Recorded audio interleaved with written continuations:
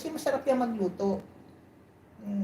Pag aginalduhan sa amin, yung aginalduhan yung ano, yung 9 days na simbang gabi. Ang tawag sa amin doon aginalduhan kasi merong bahay-bahay, pamilya yun by clan. Mga clan namin, palagi in charge yun sa first simbang gabi. So lahat ng mga lumabas dun sa simbang gabi sa simbahan namin, dun sa barangay namin, hindi naman gano'ng karami ang tao doon. Didiretso sa bahay namin para mag-breakfast. Kasi supposed to be fasting kami, para mag-breakfast. So, kami nakatoka yung buong clan namin, nagko-contribute po kami ng pera. Tapos may magluluto. Nagluluto ate ko dati, kasi papagod na. Luluto niya mga lugaw, sopas, pansit, puto, almusal. Kasama na din yung pare, at mga sakristan. So, tradition po yun doon sa ano namin, sa lugar namin sa Quezon, sa Gumaka. Sa baryo lang namin, hindi namin alam kung sa ibang baryo ginagawa yun. Tapos yung basta lahat ng mga umattend ng simbang gabi. 9 days yan, so 9 na family ang in charge. Umiikot-ikot siya. But kami para every year, kami rin. Hindi na yun naaalis sa amin. Yung sa clan namin. Sinimulan mo kasi yun ng lola ko sa father's side. Ayan. Pag sinabi ko yung clan namin, baka ba, alam niyo na kung anong apelyido ko. So yun. And nasa ano na kami, nasa third generation na. Kasi yung first generation pala lola ko, and then mga nanay ko. Pagkatapos ipinasa na sa mga apo. So nasa fourth generation na tinutuloy yun. Hindi yun titigil. Kailangan, pinag-usapan na sila na next year. Kasi this year kami. So next year sila na. So, hindi dapat maputol yung tradisyon kasi magandang tradisyon yun. Magandang tradisyon yun. So, Obet. So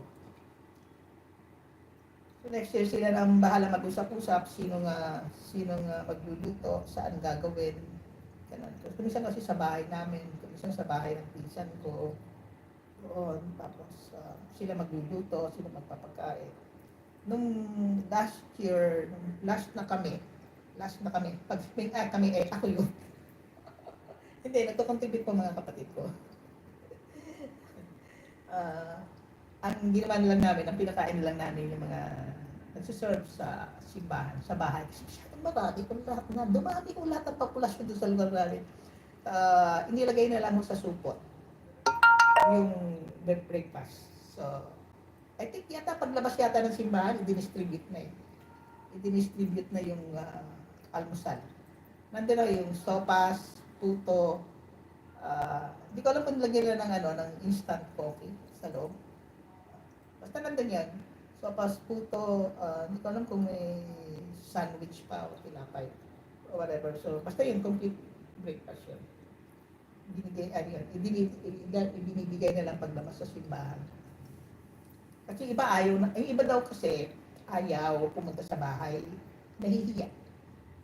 Lalo na yung bago dun sa lugar namin. Hindi maiwasan yung mga bago, di ba? Nahihiyang pumunta sa bahay. So yung mga matatanda na lang pupunta sa bahay, doon sila kumakain sa bahay. So, nung bago nag-start ang simbang gabi, nag-usap na kami. Sinabi ko na hindi naman kami habang panahon kasi nung matay yung brother ko na hindi na mula, nabawasan na kami, di ba? Kaya sinabi ko na hindi na habang panahon nandito kami. So dapat ngayon pa lang simulan niyo na kayo na mag-take over yung sa fifth generation na to. So ayun, sila na yung nag-start. Nag-start muna yung mga apo ng pinsan ko. Sila na mahala. And then next year siguro kami. Mga apo ng ate ko. Para at least hindi na plan lang namin yun, pero iba na apelyido ng iba. Hindi na yung original na apelyido. Sana hindi ko alam kung gano'n ang ginagawa ng ibang barangay dun sa amin. O sa amin lang yun.